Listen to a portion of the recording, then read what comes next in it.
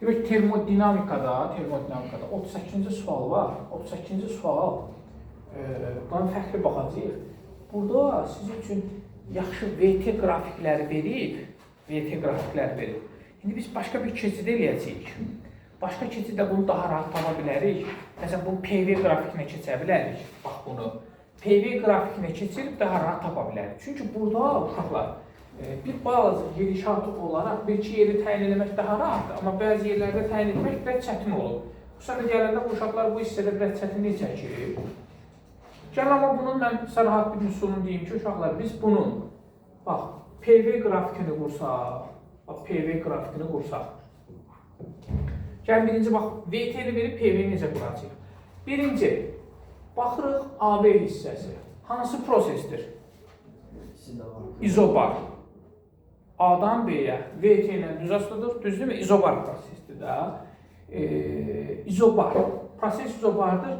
V0-dan başlayır. Təqribən, tutaq ki, buradan başlayır. Biraz çox yuxarını çəkməyim. Tutaq ki, bu V0 nöqtəsindən başlayır. İzobar olaraq gedir. Neçə V0-a? 2 V0-a. Bax, gəlirik təqribən bura 2 V0-a gedir.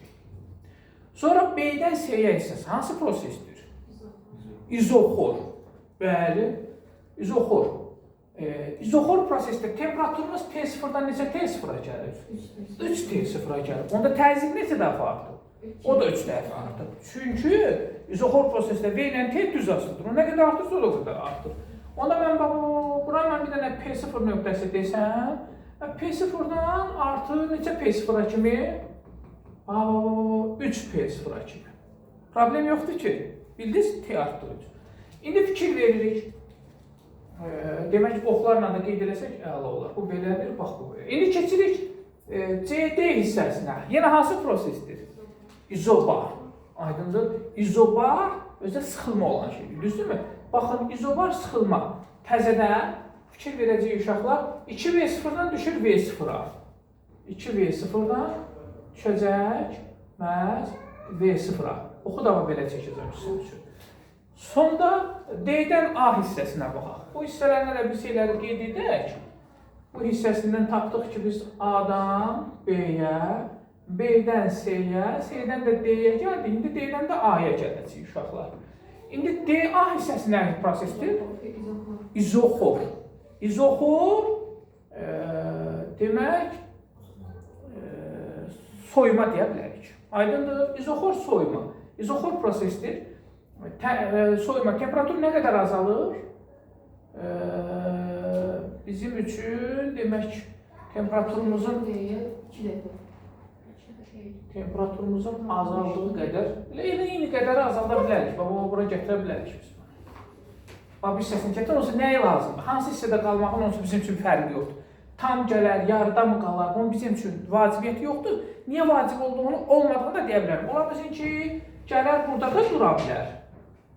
Ola bilsin ki, tam da gələ bilər. Yəni, nə üçün deyəcəm onun bizim üçün fərqi yoxdur? Çünki biz bilirik ki, VT qrafiki verilsə, altda qalan sahə bizə nəyi verir? İşi vermir.